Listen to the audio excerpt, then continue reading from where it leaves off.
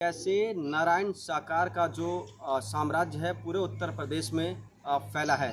ऐसे में कल हमने ये भी दिखाया था कि नोएडा में कैसे एक आलीशान आश्रम बनाया गया है और उसी आश्रम में हम एक बार फिर आपको लेकर आए। देखिए कल तक इस आश्रम में जो नारायण सरकार उर्फ भोले बाबा हैं उनके पोस्टर लगे थे, उनका नाम प्लेट लगा था और अब कहीं ना कहीं जो नाम है और जो पोस्टर है उसको हटा दिया गया है। और कल यहीं ये जो आप दीवार देख रहे हैं इसी दीवार पर भोले जो नाथ है उर्फ नारायण साकार उनका पोस्टर लगा था, हटा दिया।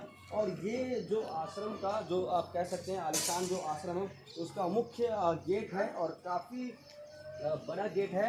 और क्योंकि देखिए आम तौर पे जो आश्रम का अगर आप गेट देखेंगे बहुत छोटा होता है, तो ये भी थोड़ा विचार करने वाली बात है कि आखिर इतना बड़ा गेट की जरूरत क्या पड़ी। एक बार हम कोशिश करेंगे यहाँ पे किसी को बुलाने की, बात करने की, शायद से आश्रम में कोई हो तो हम उससे बात करेंगे, चाहे वो सेवादार हो। हम कोई है आश्रम में, कोई है?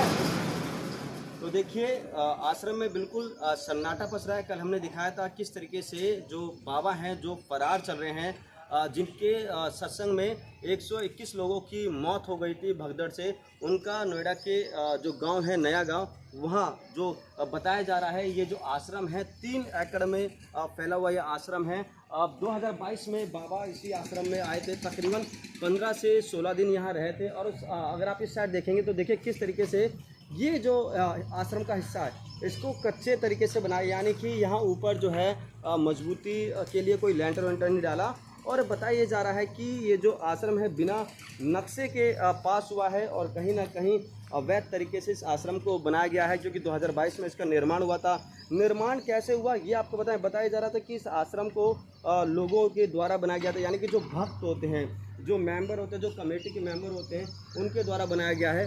तो आश्रम देख सकते हैं किस तरीके से ये बड़ा आश्रम है। कल ये गेट खुला था मगर आज इसको बंद कर दिया गया। कल प्राधिकरण की टीम आई थी, नोएडा पुलिस की टीम आई थी, उन्हें तमाम चीज़ों को खंगाला। प्राधिकरण का और जिला प्रशासन का साफ तौर पे कहना है कि हम चीज़ों को देख रहे हैं, खंगाल रहे हैं, क्या ये जो आश्रम बना है खसरा नंबर 90 पे क्या ये अवैध है और इस पे इसका मालिक कौन है। क्योंकि अब तक हमने कई लोगों से बातचीत की, अब तक इसके जो असल में मालिक है उसका नाम सामने नहीं आ रहा, कोई नाम नहीं बता रहा। हर कोई कह रहा है कि आश्रम में जो लोग होते हैं उनके द्वारा बनाया गया था। मगर सवाल वही है कि अगर आश्रम है तो इतना बड़ा गेट क्यों होगा। और कल तक जो पोस्टर बाबा के लगे थे, पूरे दीवार पे लगे थे, उस पोस्टर को अचानक क्यों हटा दिया गया। आसपास के जो लोग थे अब वो भी बात करने को राजी नहीं है। दूसरी तरफ मैं तस्वीर दिखाऊंगा, देखिए ये तस्वीर देखिए और इससे थोड़ा आपको एहसास होगा कि जो आश्रम है किस ज़मीन पे बनी है, कैसे बनी है, क्या ये पूरी तरीके से वैध है,